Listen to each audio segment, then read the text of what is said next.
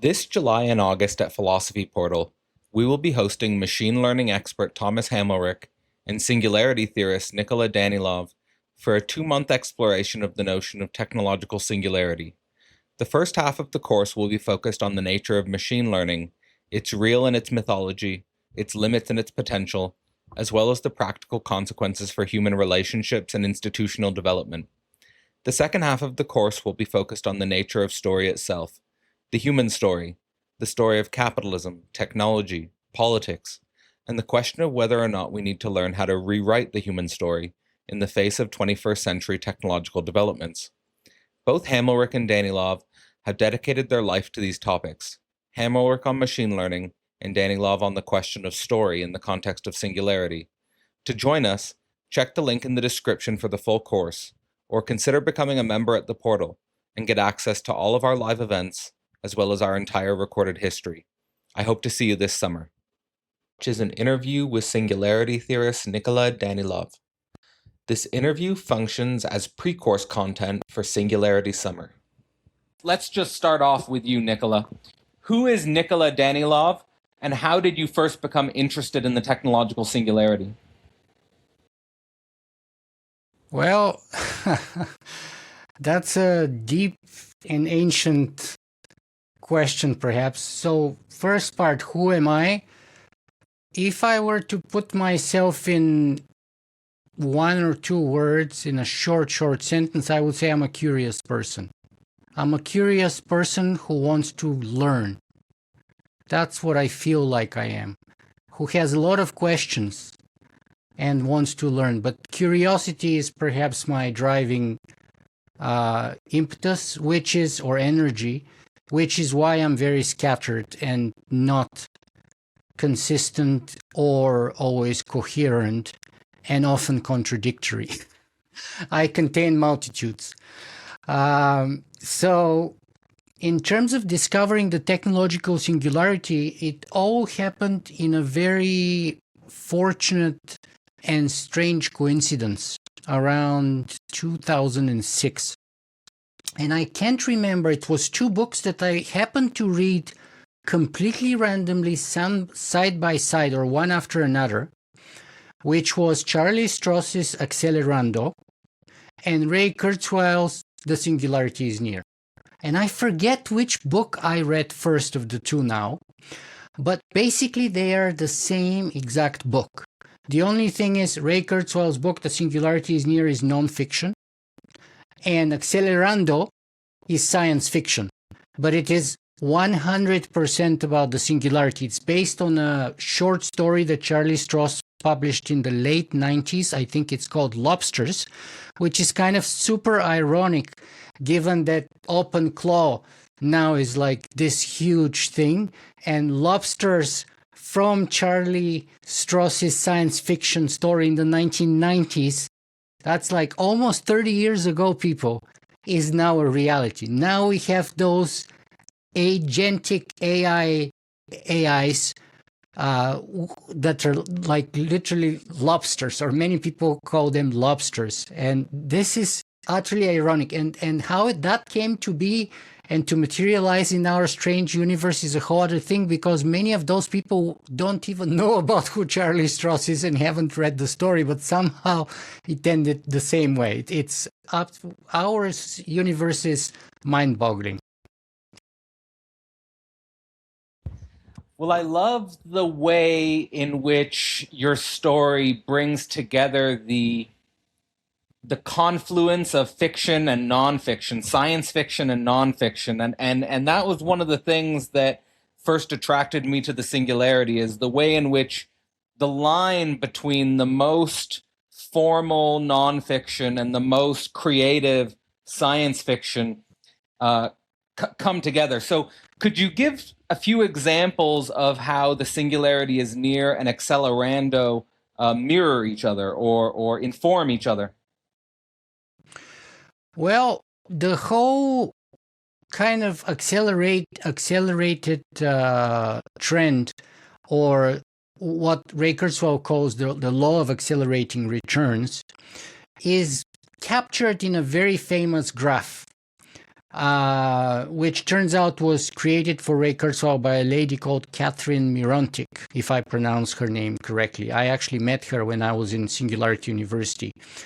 So that's Ray Kurzweil's most famous graph, and it captures basically kind of Moore's law before Moore's law and after Moore's law, and for almost everything if you listen to Ray Kurzweil's claims.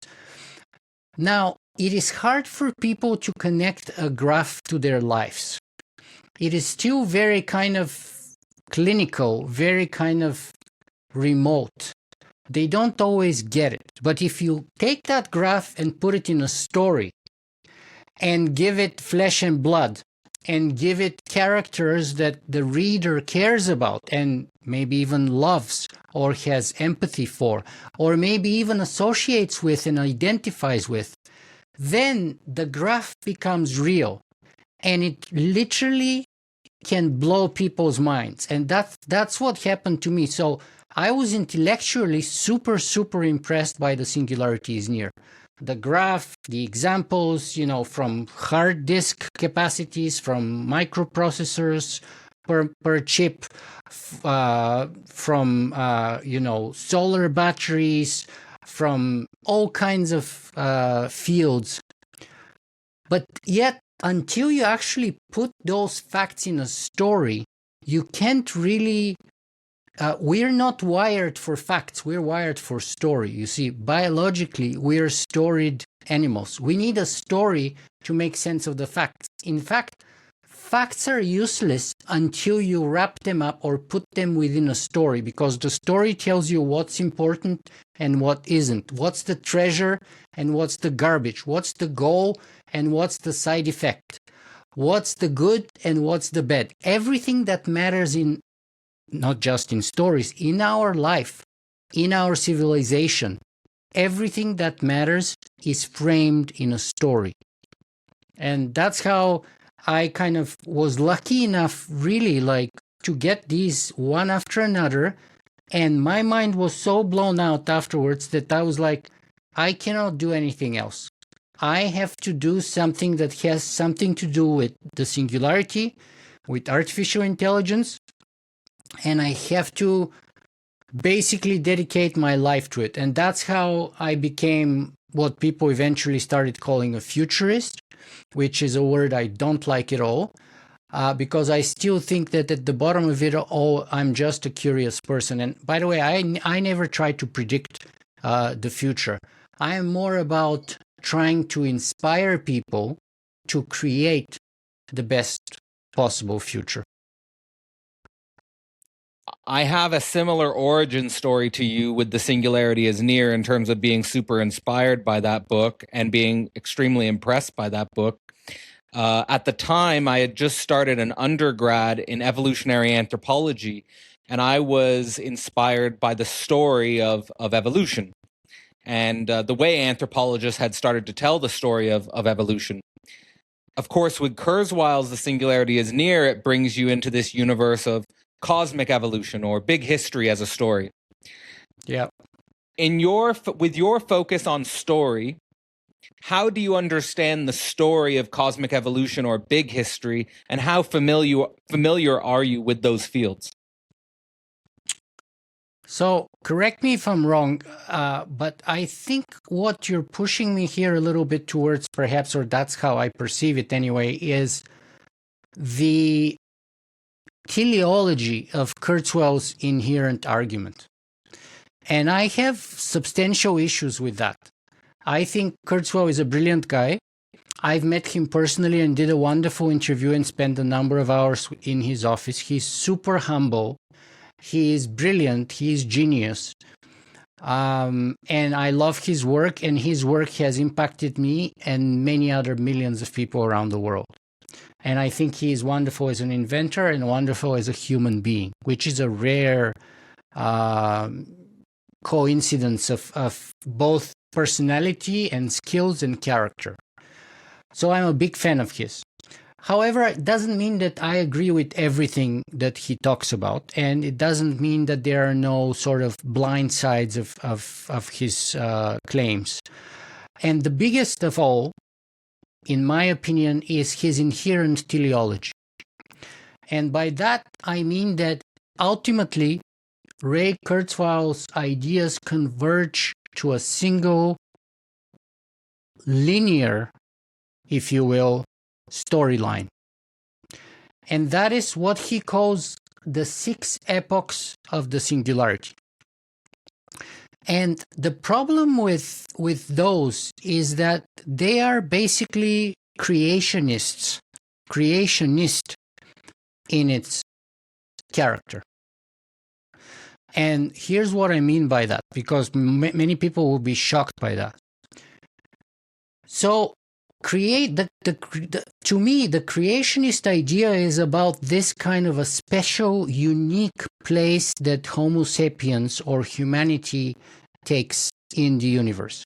So you see, we are God's chosen children. So our planet is a garden made ours for the taking, to make our lives better, to serve us better. And it is on a planet that is the center of the universe, and everything else gravitates around us. So the creationist thinking is, okay, we are the most important species of them all. All other species are subservient to us. Our world is the center of the universe, etc., etc. And now, historically, science has gone on to discredit all of those claims. So first, as a species, let's leave that question for last. But we know that our planet is an insignificant planet in the backyard of our Milky Way, gravitating around an insignificant little star that nobody cares about. So we're really in the third side corner of the galaxy and probably the back end of the universe. And so that kind of special place that we have from a religious point of view has been proven over and over and over again that is not the case. Now, Ray Kurzweil is a great scientist. But here's where the scientificness of his ideas become religious. First, the way they function, they use the same kind of story and promise the same outcome, which is to say immortality and abundance, just like religion. So in other words, they promise heaven. And secondly, it treats humanity as this very special species, one of a kind. And you know, from my point of view, if you look at evolution, evolution doesn't have a linear culmination point of development, no matter how much we would like to be that special. But it's rather like a branching tree with endless kind of experiments running, and many of them dying out as we speak, and many others branching off and continuing. And so for Ray Kurzweil, ultimately, the final several stages of the cosmos, according to him, would be something like we have these giant computroniums which surround the stars, absorb all the energies, and basically power up the required intelligence. And then the final outcome is there is no more dumb matter in the universe, but we have smart dust, or the universe wakes up, as Ray Kurzweil says it. Now, it doesn't get more religious than that in my books. The universe literally wakes up. That's like God himself, the second coming of God himself, right? We all wake up to the reality of Christ, or pick your God, and so that to me is this kind of teleological single point of view story, which impoverishes the possibilities of endless many different stories, many different futures that evolution creates space for, by the fact that it's a very branching kind of a phenomenon, and it's not converging to any kind of predetermined end, because that's what teleology is all about. Teleology is all about everything converging to a single point. So, for example, teleology is a word that was invented by Aristotle, and I think telos means something like purpose in Greek. So the telos of a knife is to cut. So you see, if you have a sharp knife and it cuts, it's fulfilling its telos. It's a good knife. But if the knife is dull and it cannot cut, it's failing to fulfill its telos, its original purpose, and therefore it's not a good knife. So now that may be a good thing to say for knives, but for human beings or for intelligences like us, that boxes us in a frame that creates only unidirection. And it kind of doesn't allow for any other possibilities for the flourishing of our intelligence. It only predetermines a single direction, and therefore anything else that deviates from that predetermined direction is a deviation or aberration, and therefore should not be allowed or incentivized in any way, right? And that to me is the impoverishment of that teleological conception, which is highly religious. It replaces the religious heaven with a scientific or transhumanistic heaven. It functions in the same way in the human brain, using the same neural structures that any powerful religious story does, promises the same outcomes, and therefore impoverishes all other future possibilities in front of us. This convergence between science and religion in Kurzweil's technological singularity was also sort of a key contradiction that motivated me and challenged me in my development as well. So there's again that other interesting convergence of history. Why did you originally choose to blog under the name of Socrates? Oh, so, well, perhaps I should answer the question how, which is always a secondary question in my book, but then, because originally it was the how, and then I came up with the why, one of the few exceptions in my life. So I graduated with a master's degree in international relations with a focus on artificial intelligence in times of war. I wrote a thesis around 2007 or so about the drone warfare, which was just budding at the time originally in places like Iraq and Afghanistan.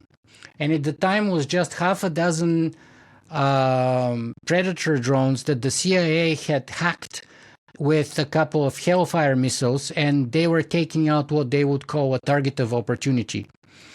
And my thesis was arguing that we did not witness what was the most common thesis and popular thesis in the Department of Political Science and International Relations at that time, which was Samuel Huntington's thesis, which was the clash of civilization, the clash of civilizations. But in my claim, my thesis was that we're not witnessing a clash of civilizations, but the first time in history when increasingly automated machines are taking increasingly automated decisions as per whether a human being would live or die. And that, to me, was a radically new phenomenon that was going to transform both the face of warfare as we knew it, but potentially our entire civilization. And so, anyway, I graduated in 2008 or so. Maybe it was 2009. I'm forgetting a little bit. I think it was 2007 or 2008 that I graduated with a master's degree. And right, 2008, the big recession, the global financial crisis hit. And I stopped counting after 300 resumes. And I had one interview. And, I was on Dean's list with master's degree from one great university, with undergraduate degree from another great university in Canada, all kinds of academic awards and this and that, and I got one interview, which, by the way, apparently didn't go that well because nobody called me after that one single interview. And then I thought, well, what can I do with my life? And I was reading, in the meantime, the first blog on artificial intelligence and the technological singularity and transhumanist themes, which was at the time called Singularity Hub. And they released a call for writers, public writers. They were hiring staff writers. And I was like, I'll be perfect for these people. I just basically wrote my master's degree thesis on this. People say I'm a decent writer. I've been studying this now for a couple of years. I'm like the perfect candidate for these people. So I sent an application, and it took a couple of weeks before I realized that they're not calling me either. And so it was basically one failure after another. And a couple of weeks after I realized they're not calling me either, I had this crazy thought. I don't even know how it popped into my head, but it was something like, well, maybe I don't need them. Maybe, just maybe, I can start blogging on my own. How hard could it be? Now, mind you, I was a philosophy undergrad and an international relations and political science graduate student. So I had no idea about HTML, programming, design, anything like that. I had taken one elective computer science class because that was my science requirement, and that was it. And so I had to start from the beginning, from ground zero, with HTML coding and stuff like that, very slowly. It took me like 6 months to put 20 or 30 web pages.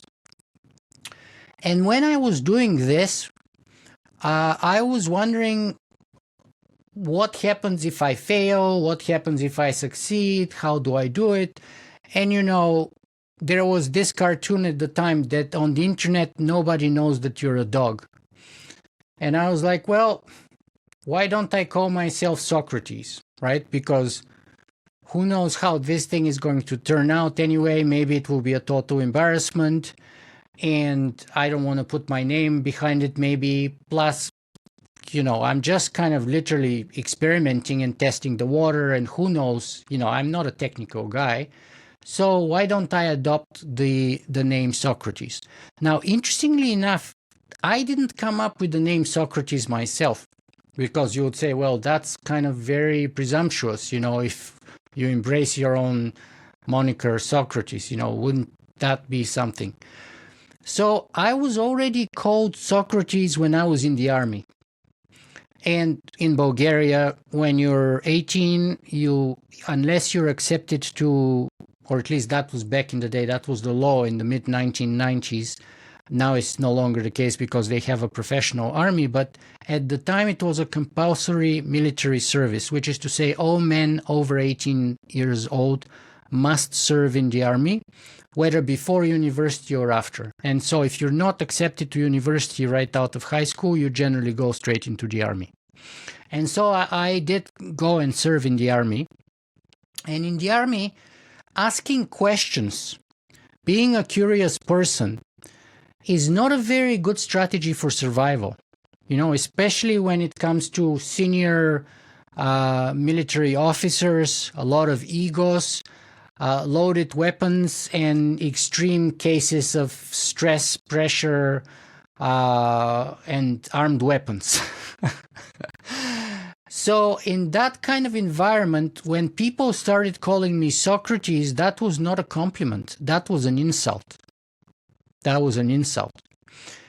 But eventually I got to embrace it, because I was like, well, it is what it is. Maybe it's accurate. Why fight it if that's what people think? I can't choose anyway the alias that people are giving me. When you're in the army, everyone has a nickname. And it's not the person who picks the nickname, it's the other soldiers who pick it for them. So that was my name, Socrates. And so when I started blogging, that was naturally the first thing that came to my mind. I'm just going to use Socrates. Plus, I'm the man with the questions. That's what they told me that's who they told me I was in the army. I was asking way too many questions for my own good or the good of anyone else around me. And so that's a long story, but that's how I ended up with the moniker Socrates. Well, again, I love that story because in many ways, the way you described the origin of your blog and the experience, I love the way you situated it within the context of the Great Recession as well. I also had similar experiences of reaching a point where I'm not going to apply for anything anymore. I'm just gonna do this thing. Let's see where we go. And so again, that's and it's also nice. I often comment on how it's important to pick up how the social field perceives you and how the social field identifies you, as opposed to your own self-identification. So that's all really good. So connected to that question, can you expand on how, once you started blogging and podcasting, how did what you're doing eventually become the Singularity weblog project? Right. So originally I started with a website called Singularity Symposium, which, by the way, someone appropriated now, because what happened was I started with an HTML self-hosted website called singularitysymposium.com. And it took me a year and a half, a year at least, to have like 60 or 70 web pages. And they were all handwritten and hand-coded HTML, everything from beginning to end. And then one day I discovered WordPress.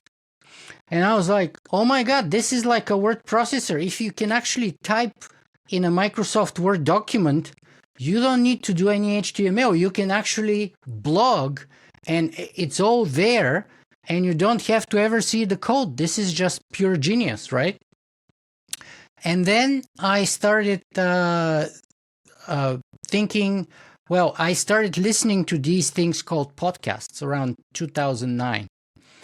And I thought, well, I should start interviewing some of those cool people and see what I can learn directly from the source. Because one thing you learn in school and even in the army is that the closer you get to a source of information, the more undiluted and pristine and pure and correct that information is. It's kind of sort of like a broken telephone, right? The further away you get, the more distorted the message becomes. And so the mission is get straight to the source or as close to it as possible.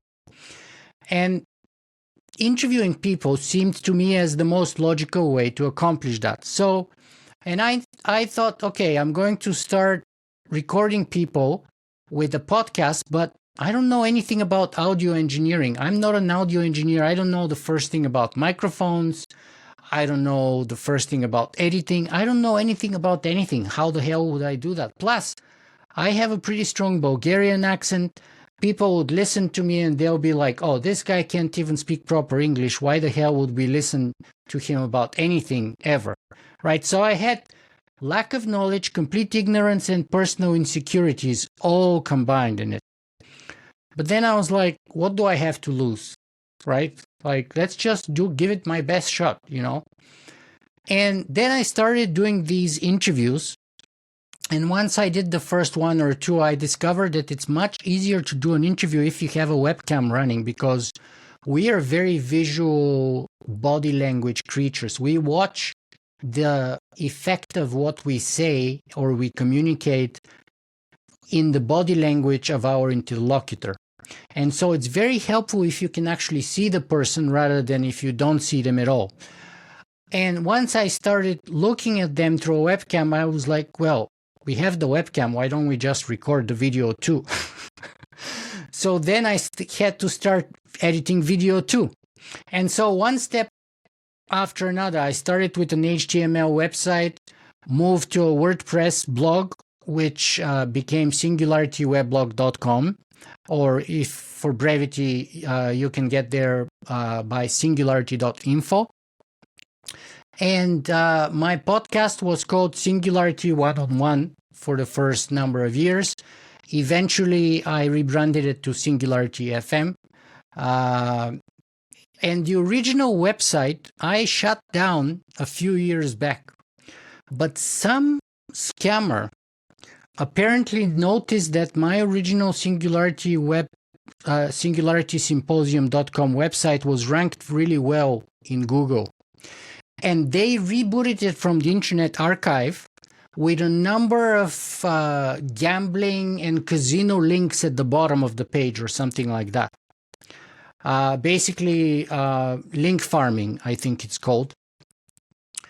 And that annoys the heck out of me, but I don't have any control over that website anymore. So that's what happened. And it's one of those good lessons that tells me I should have held on to it and just shut it down, because now I've lost control over that. But it is what it is. It's a lesson that you have to learn, just like I did the hard way. Again, connected to this, I want to go deeper into your blogging with the name Socrates. Now, the Singularity web blog has developed. You've learned all these sorts of skills. I love the way you're emphasizing the motive behind your podcasting. I think a lot of people perhaps are doing podcasting. They're going through the motions, but they might not have this sense of going to the source as deeply as you did, and as connected into a specific problem and community the way you have. So my question is, when you start podcasting and blogging with slogans like technology meets philosophy and exponential change meets human values, how has this message been received by the people you're interviewing and the source, basically, of your communications?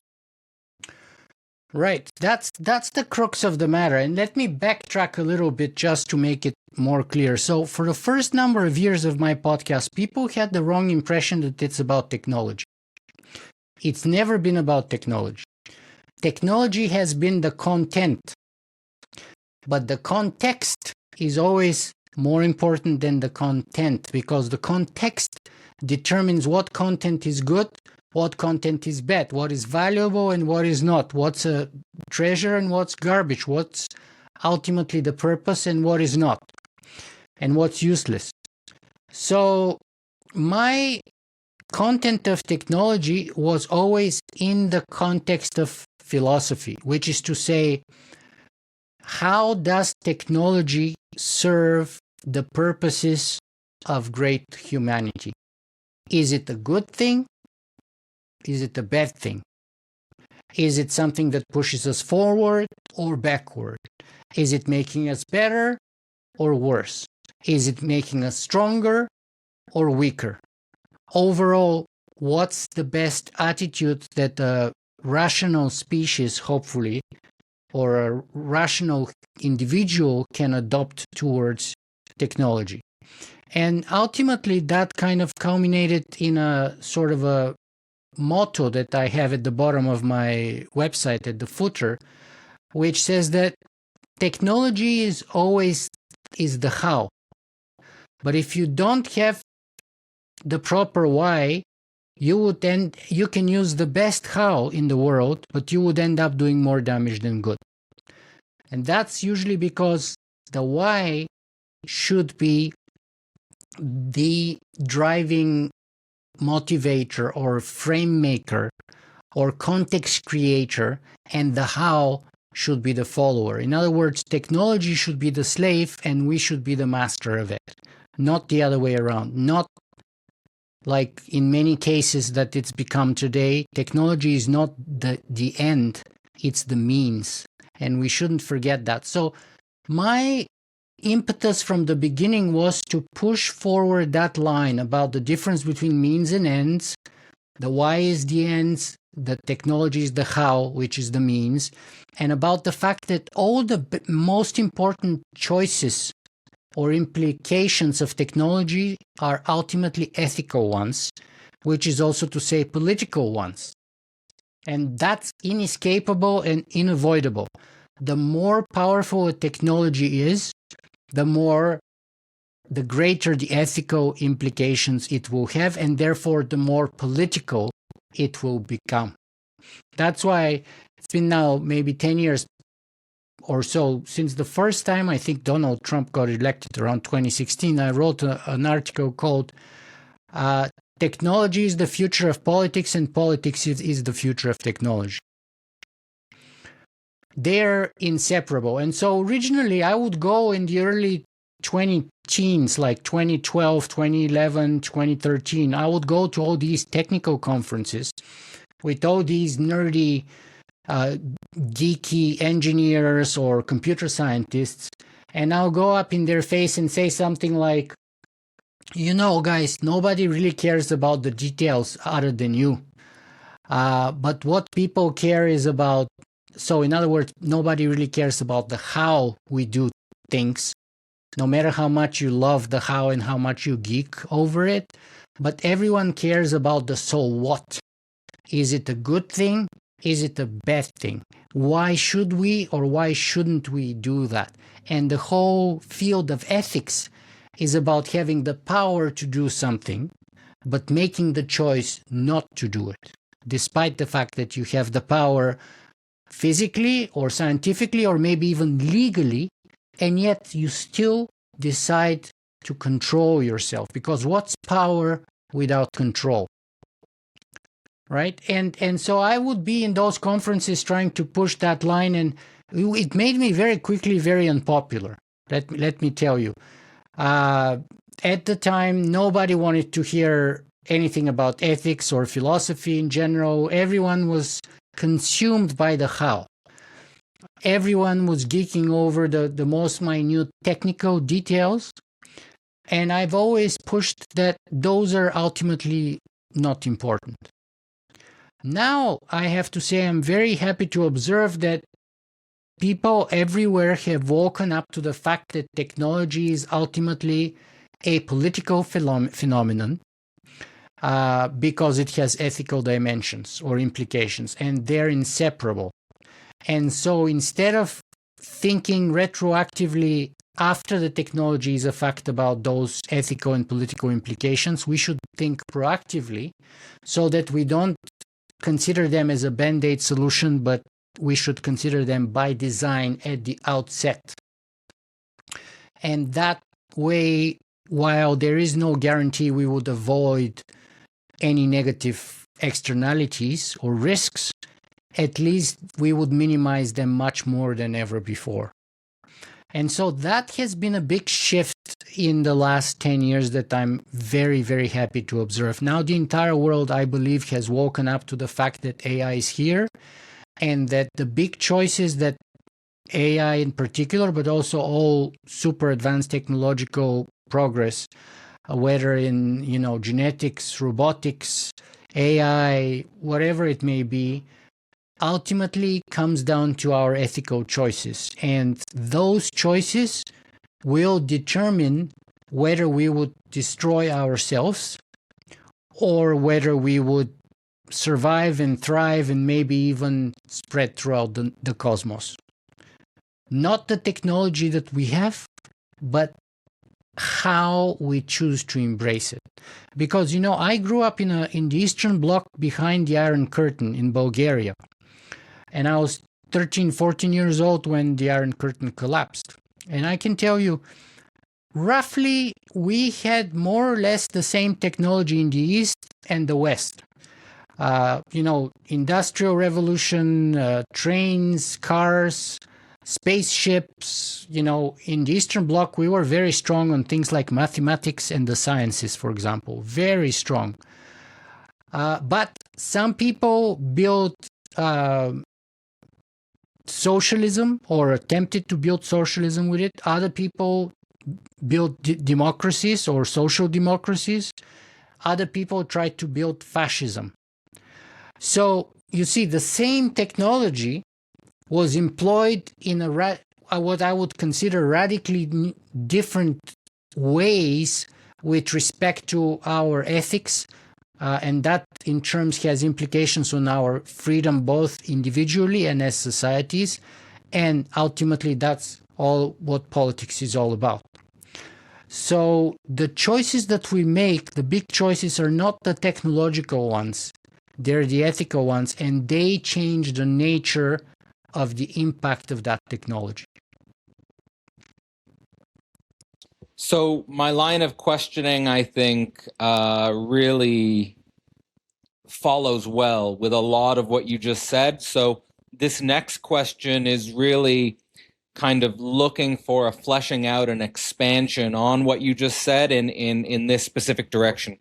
So the question is, why should people get involved in the deeper why and so what of exponential technologies and the singularity?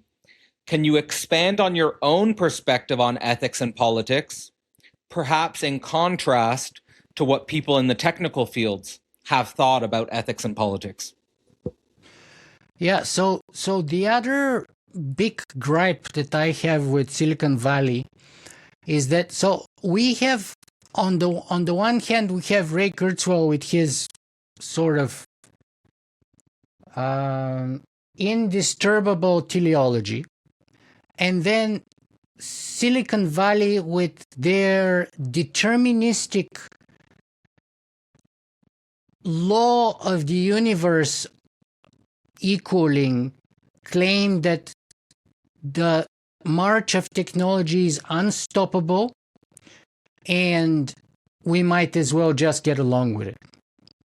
So I have problems with that just as much as I have problems with Ray Kurzweil's teleology, because neither the speed, but especially not the direction the technology goes is natural or inevitable or follows some kind of law, right? We had the same technology in the 1930s and 40s Europe, and again in the 20th century that same tech produced fascism, socialism / communism, and capitalist democracies, right? So the difference wasn't the technology. So the technology is not necessarily deterministic, is what I'm trying to break the presumption here of. It is not a single path. It is just like evolution. That's why I hate teleology, because it comes up to a single conclusion and everything else is wrong. Just like in religion, God said it or the holy book said it, and everything that deviates from there is wrong and shouldn't be, and it's like to be condemned and burned at the stake even and stuff like that, right? Whereas ultimately, technology should allow for a greater and greater freedom. That's my ethical stance with respect to technology. Is it producing greater freedom or lesser freedom? And that's one of many different kind of ways of measurement. And single paths not only never produce more freedom almost, but are evolutionarily super dangerous. I mean, look at evolution. Evolution throws everything at the wall at every single direction. It's like a sphere of expansion of possibilities. That's why we have millions upon millions of species. If you have a single species, no matter how well adapted it is to a specific environment, you're putting all your eggs in one basket. And what that means is that if something goes wrong, poof, you have extinction.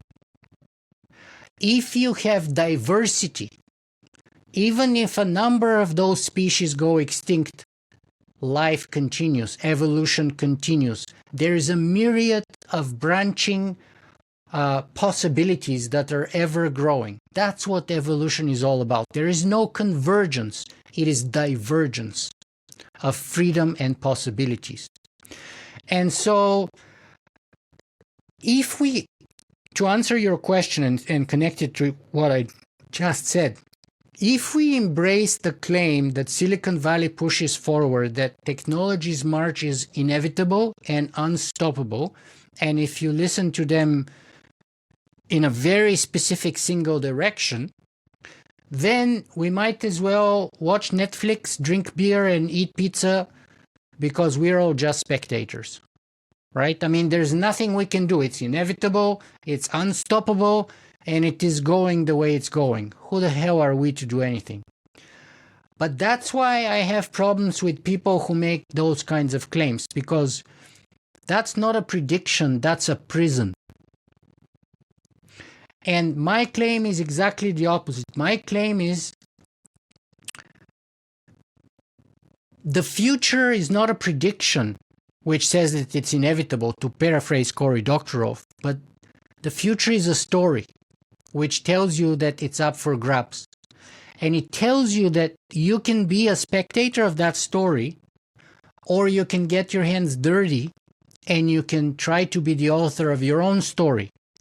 The author of your own story as an individual, so you do have agency at the individual level, but you also have agency at the collective level. So we can together become the authors of our own story as a species. And we can create a myriad other possibilities which any narrow-minded teleology would not allow space for.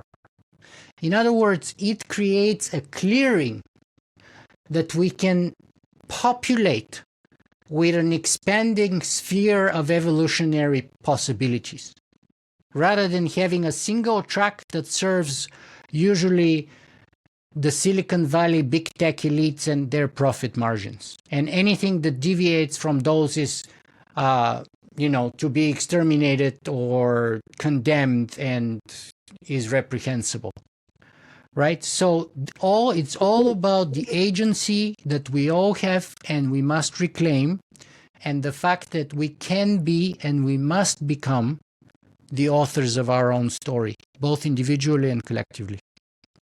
A lot of connections there. I mean, I think that the field of ethics and politics has become one of the most important centers of thought and reflection and concentration with our work at Philosophy Portal, and many of the threads you're playing with and expanding upon. I'd love to be able to dive deeper when we're in the portal. But Me now, too. yeah, no, that's one of the reasons why I'm excited about this. So now, asking about your experience and what you've learned as an interviewer. You've been interviewing experts for your podcast for, I think, up to 15 years now, maybe even over 15 years now. What are the 16 most years, and here 17. 16 years. So I'm not asking for the most famous, but I'm asking you on a personal level. What are the most memorable interviews that you've conducted, and what are the interviews that have taught you the most about the relationship between technology and philosophy specifically? Wow, that's a really tough question. That's like, I know you have only one child, but that's like asking a parent who has a number of children, who is your favorite child?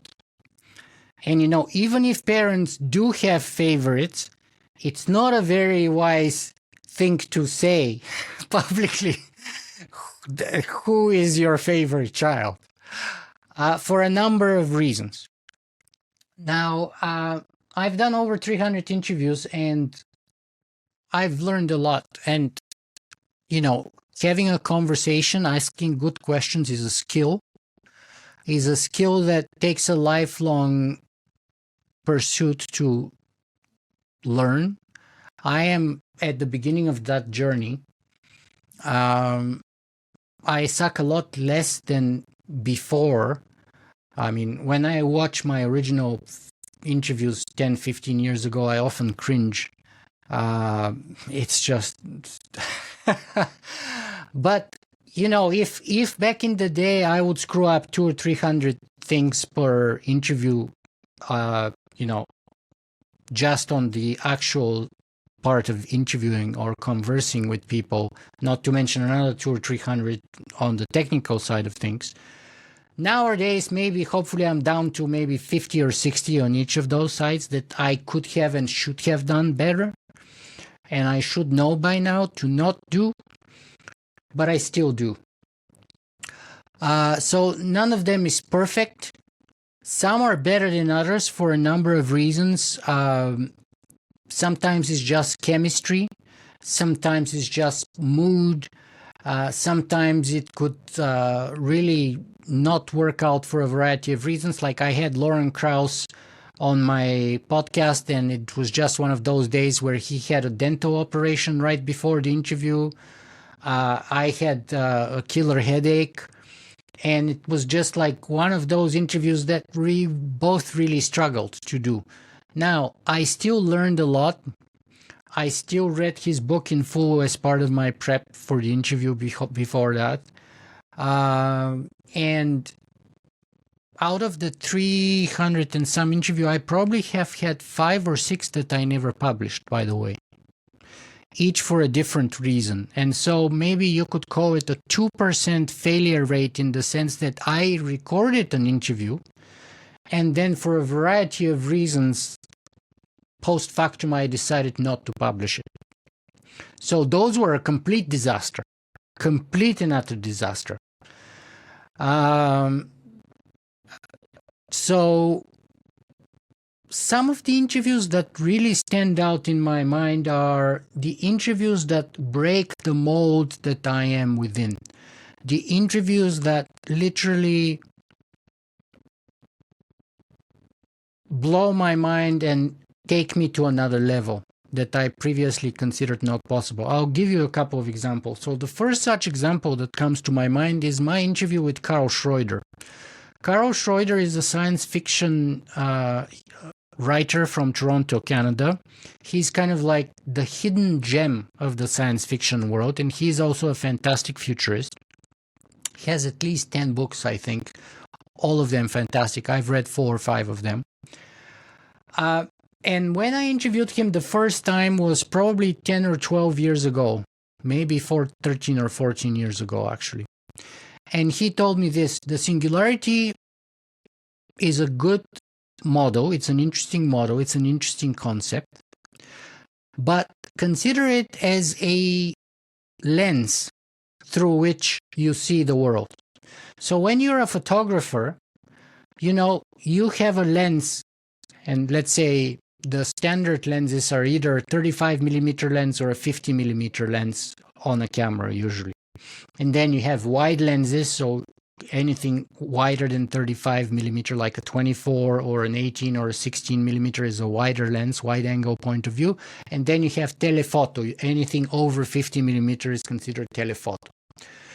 And he said it is good to have a standard lens and to look at the world through that lens, but it's also very useful to take off your lens and put another lens and look at the world with a different lens, because that different lens creates completely different point of view, and it distorts the world in a different way, which stresses certain elements, let's say the foreground, and pushes the background further if you have a wide angle lens.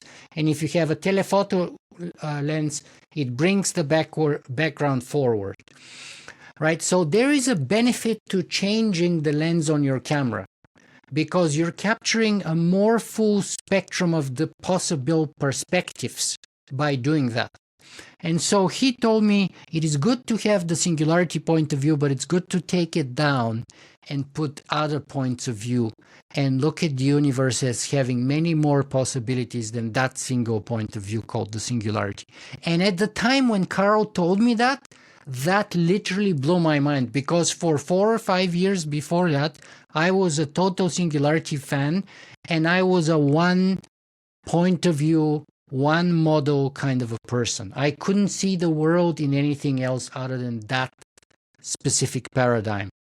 And now, and especially since at the time I wasn't even aware of the limitations of Ray Kurzweil's teleology and about the fact that it's creationist in its nature, because just like creationists think we're special, that kind of scientific teleology presumes that we are special, that our intelligence is going to give birth to the cosmic intelligence until the ultimate point where the universe finally wakes up. So you see, we're so special like that. And that's kind of very creationist. I'm more of the Douglas Adams kind of point of view. We're just like some ridiculous, bipedal ape-descending species on some backyard, godforsaken, tiny little planet that nobody cares about, that are trying to figure out life, the universe, and everything. And the best so far we've got is like some ridiculous claim that it's 42. And so to me, Silicon Valley saying technology is unstoppable and, unsteerable almost, and it's all ending up to this massive cosmic teleology is like telling us 42. 42 is the answer of everything. And I'm saying, yes, I believe that, unfortunately, for a period of time. And then people like Carl Schroeder came and showed me how short-sighted and narrow-minded that point of view is, because 42 is brilliant. It's funny, it's great, but it's only one of endless possibilities. And I'm now all about, let's look at all the possibilities. And different people are going to like different things in the cosmic possibilities. So let's deny them that freedom and that possibility. And by the way, as I said before, that's a lot less risky too, because we have a lot more possibilities for growth, both intellectually and otherwise. So he was the first one that kind of blew my mind like that way. Then another one that I've remembered is Ada Palmer's most recent interview. I've interviewed Ada Palmer 3 times, and she's this historian from the University of Chicago who specializes in the Renaissance. And she writes these massive science fiction novels. It's a trilogy of 4 books, and the latest book is, 1,000 or 1,200 pages, and all of them add up to 4,000 or 5,000 pages. And I've gone through them all, by the way. But she wrote, her latest book is called Inventing the Renaissance: Myths of a Golden Age. And basically, the idea is that we can't name the Renaissance, and we can't date it even, and we can't even say what it means, because every different university department calls the Renaissance something different. So if you're in the Department of Political Science, you would claim that the Renaissance is the birth of republicanism and the first republics, against absolute monarchies. If you are in the Department of Economics, you would say that the Renaissance is the birth of banking and the first capitalist sort of monetary global system.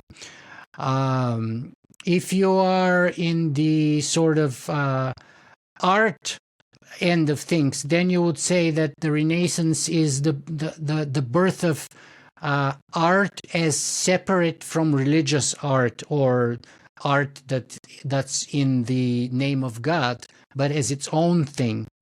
If you say that if you're in sciences, for example, you would say that the Renaissance is the birth of science and the first time scientific disciplines taking off away from the religious theology and dogma.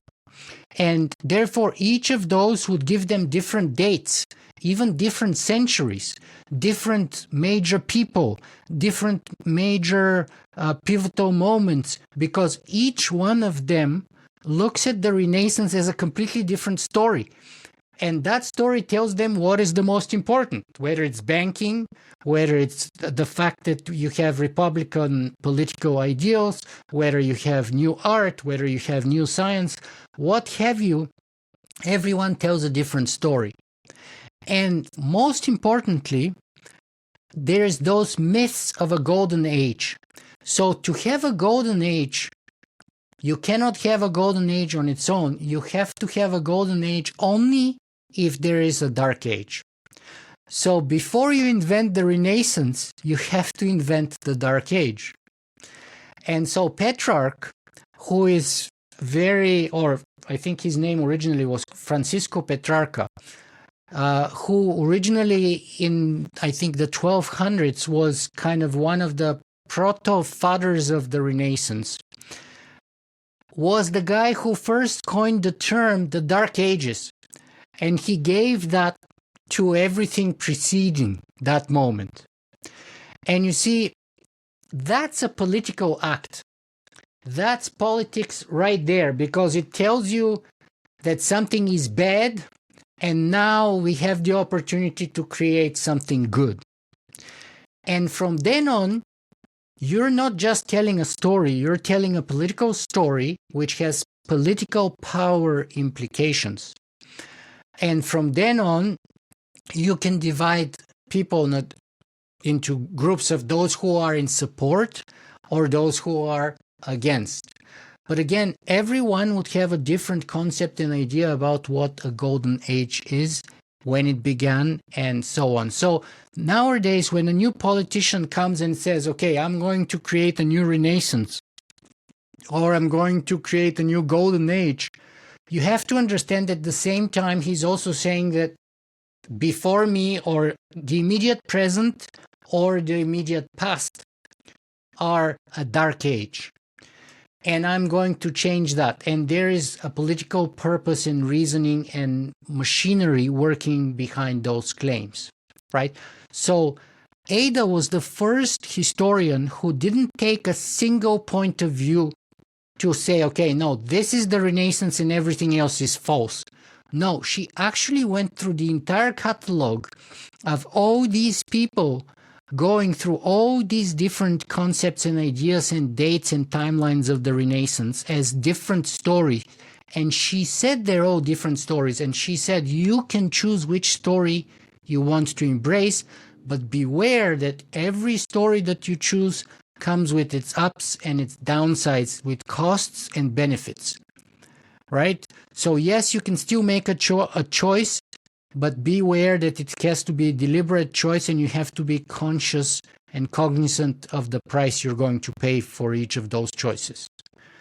And nothing is inevitable, most of all. There is no such thing as inevitable progress or direction of history, which is what teleology is all about. But instead, we have history unfolding, and then people retrospectively go and start naming certain events as golden age or a dark age. But in the dark ages, there were many golden age things that happened that were amazing. And in the golden age, there were absolutely many horrendously terrible things that happened. But we still call it the gold age because we downplay those. So just for example, in the Renaissance in Italy, life expectancy dropped to 18 years of age. So think about it this way. In the sort of 1400s Europe, life expectancy was around 38, 39. In the 1600s of Florence, which was one of the richest places in Europe, one of technologically most advanced places in the world, culturally, economically, with banking system, etc., etc., etc., life expectancy dropped to 18. It was so horrible that one of Machiavelli's friends asked him to write a history of Italy, or of Florence at least, in his case, because the future generations would not believe how terrible the situation was, according to his friends. And that's why, by the way, we have The Prince, which is written in a dog-eat-dog kind of world. And that happens during that alleged golden age, right?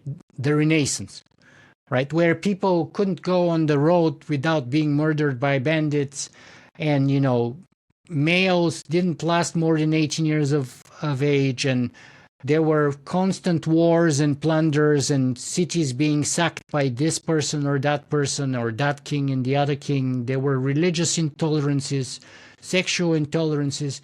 Oh, and by the way, the plague would come along or hang around in the back rooms and the backyards almost constantly and would wipe out, every 50 years or so would wipe out like a third of the population. Right? So it was horrendous in so many ways, and yet amazing in all the other ways that we know of. I want to dig down into what I interpret to be a few of the principles of your thought, a kind of the core, at least as far as I understand your thinking as of now. Can you tell us about your idea of context effect? You've already mentioned the importance of context for yourself, but specifically this idea of context effect. Where did you first start developing this idea, and what have you learned in acting it out? So the context effect came to me as an idea when I was listening to a podcast episode by a person that I love and respect very much. And he was doing an interview, and someone finished the interview by saying the classic cliche that content is king. And that bugged me so badly that I had to react and do a whole presentation against it. And I was like, no, content is not king. Context is king, because content is just the how or the what, but it's the why that sets the meaning and the purpose of everything, right? And by the way, context is the overarching framework, whether it's religious, whether it's ethical, whether it's legal, whether it's economical, which tells us what's good or what's bad, what's right or what's wrong, who should marry whom, what to eat, what to believe, what happens when we're born, what's the purpose of life, and what happens when we die. That all comes from the context, that all comes from the story. The content is just data. That's, by the way, one of the major differences, at least so far, between humans and AI. So think about it this way. AIs can process gargantuan, almost unlimited amounts of data. But they have no idea what data means.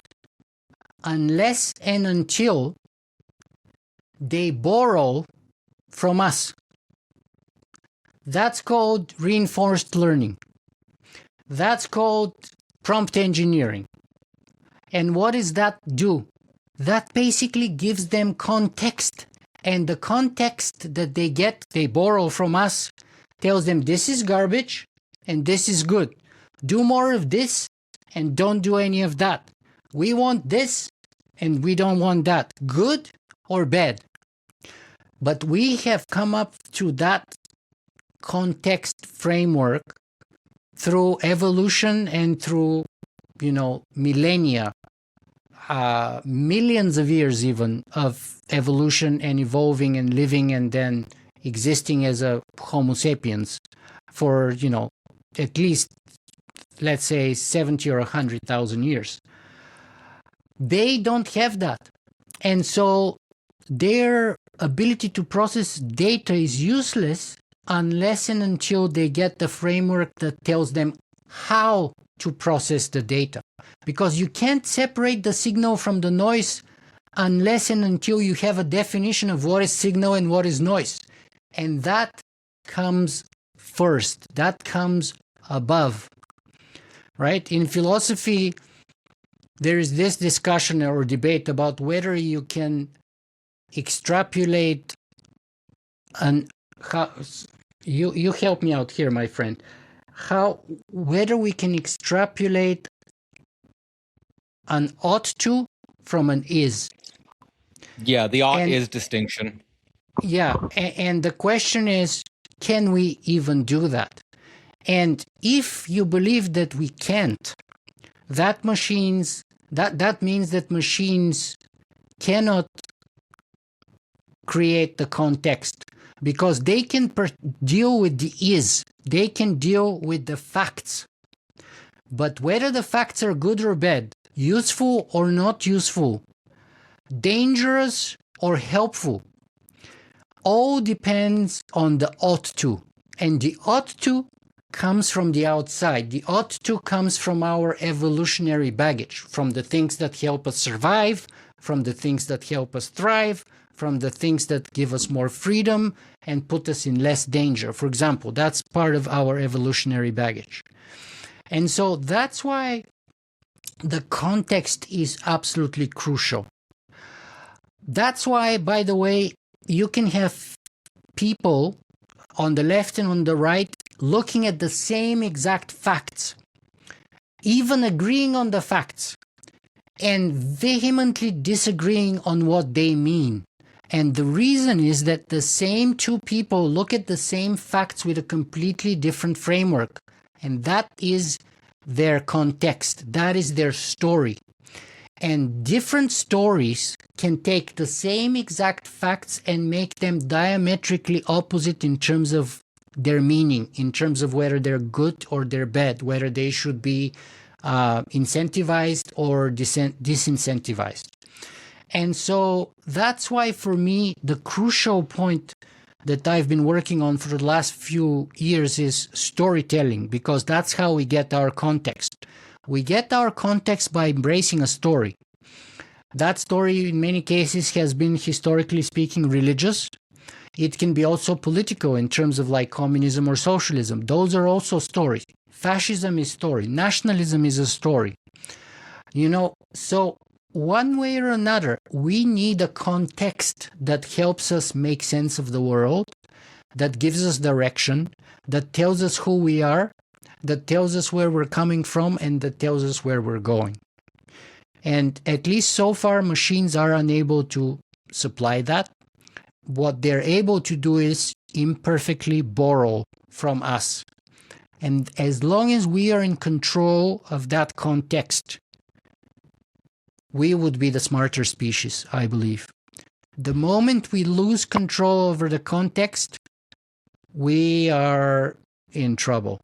And that's why all my work has been about trying to rewrite that context, that overarching story, because, to paraphrase Gramsci, we are living in a situation where the old world is dying, and we can all see that. But the new world is struggling to be born. And that is the time of monsters. And those monsters come at very high price, individually and also collectively. And so my work is determined at two levels. One, how can we minimize the reign of monsters as little as possible, both in terms of duration, but also in terms of reach and capacity, hopefully. And two is, what would be the overarching context or story that can create the framework for the birth of the new world in such a way that it would maximize freedom and minimize danger for us, both as individuals, but also collectively as a species? I'm anticipating that this question brings me to sort of a dimension of your work that is the most unknown to me, but also perhaps also to the internet. So in that context, can you tell us more about your experience with consulting? What is your aim with consulting? And what have been some of the results of this work?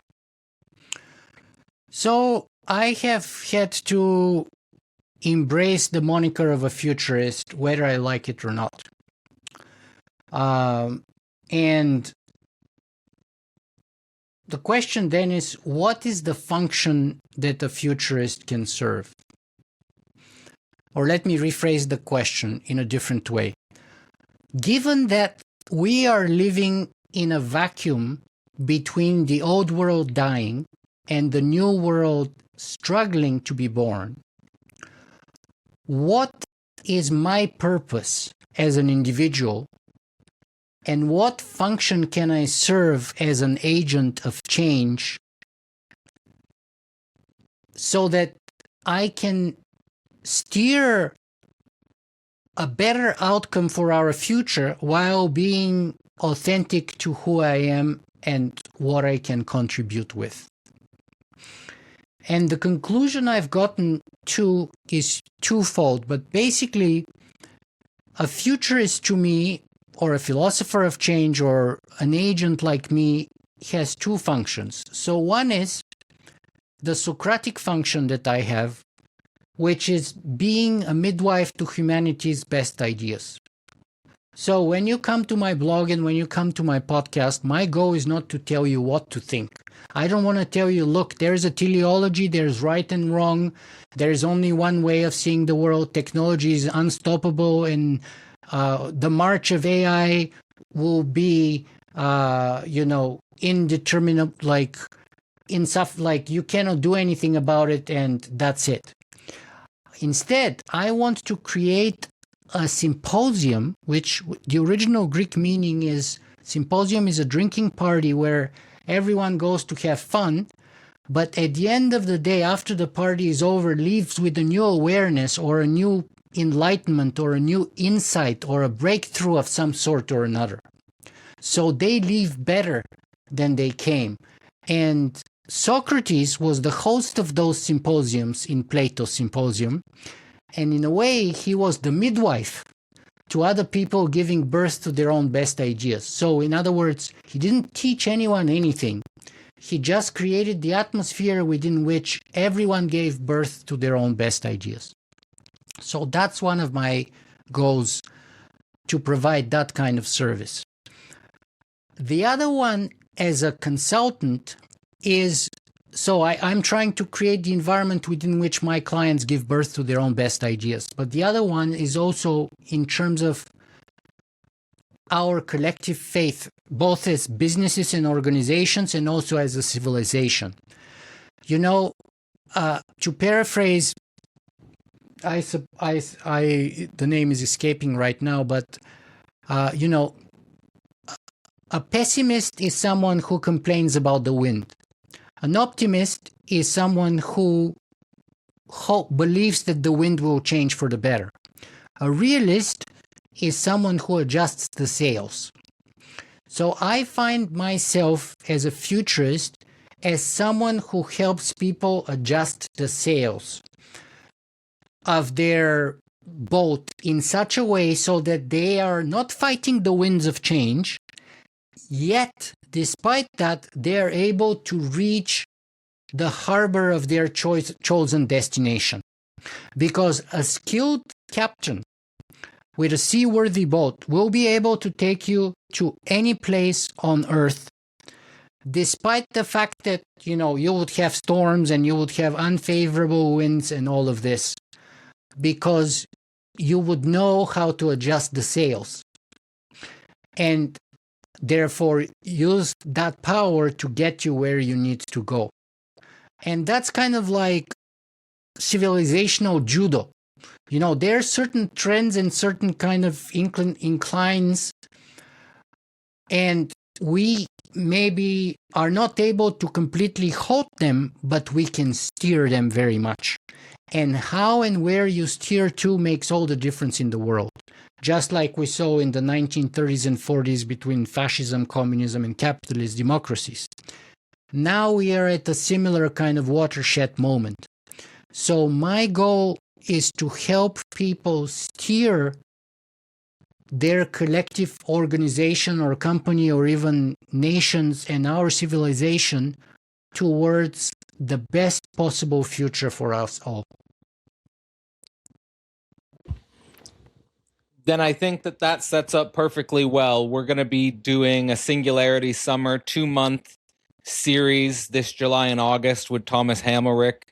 The first month is designed to give insight into how machine learning technology works, especially what it is and what it isn't, and demythifying some of the misconceptions people have about the possibilities of this technology, while at the same time trying to get clear on how this technology is going to affect the human being, how this technology is affecting human institutions, and charting a way forward. In the context of your month, we're focusing on story and the power of being able to rewrite our story, understanding the context of the stories we're currently embedded in, and perhaps the different contexts that could be created, given a better self-reflective understanding of ourselves as story-like creatures, or as creatures that learn through story. This is also going to be in the context of a book that you've been writing and attempting to finish for several years now. So in all of that context, can you tell us about how someone would benefit from getting involved, not only in our 2-month process, but in your month specifically? So I think first the original 4 weeks on LLMs and machine learning taught by Thomas would be brilliant, because based on the interview that I watched that you conducted with him, I was super impressed by how erudite he is and how wide and broad, but also even deep his knowledge is in non-computer science fields, and how well aware he is that we are getting to the point where philosophy and philosophical issues and questions become more and more directly relevant, not only just to our daily lives, but even perhaps possibly to our survival as a species. So I think, first of all, in the first 4 weeks, you're going to have a fantastic grounding by a professional expert who is a professor at university and a deep field expert in the foundations and fundamentals of machine learning and LLM and artificial intelligence in general. And then I will be hopefully able to come after that for the following 4 weeks to tell you how the context of our story making would give meaning to those technical foundations that we can employ to create all kinds of future, whether it's communist, socialist, fascist, nationalist, capitalist, or anything else, and how the future is not teleological, is not deterministic. We are not just billiard balls on a pool table. We have freedom and we have agency. And this is grounded both in the micro world in quantum mechanics, but also in the macro world in things like chaos theory and level 1 chaos systems and level 2 chaos systems, and even stories like science fiction and Isaac Asimov. Because nowadays we have people in Silicon Valley who come up with the claims that AI will solve everything, you see. Solve everything mentality. That's like the most teleological, limiting, and self-defeating, enslaving possibility. I mean, Dune, the series Dune, written by Frank Herbert, is written against that claim, where Frank Herbert himself said that when the future becomes 100% certain and predictable, it becomes a prison. And his character is attempting to escape that for the largest part of his first couple of novels in the Dune series. So I will hopefully give you the tool to put that data, that information, that science, that technology background that Thomas will give you in the first 4 weeks. I will give you the tools to put it in context of your own choice. And that will allow you to hopefully be the author of your own story, both as an individual, but also have agency at the collective level should you choose to do so. And even if you don't, at least you would be aware that each of our choices comes with certain kind of implications and certain kind of downstream effects. And once we commit to a certain choice, that will lead to a certain effect. And nothing is deterministic, nothing is inevitable, and nothing is written in stone. We have our agency still, and we have capacity to make a difference. And the biggest difference starts, or the original difference starts, with the choice of a story or framework or context we choose to embrace, because that's how we choose to see the world.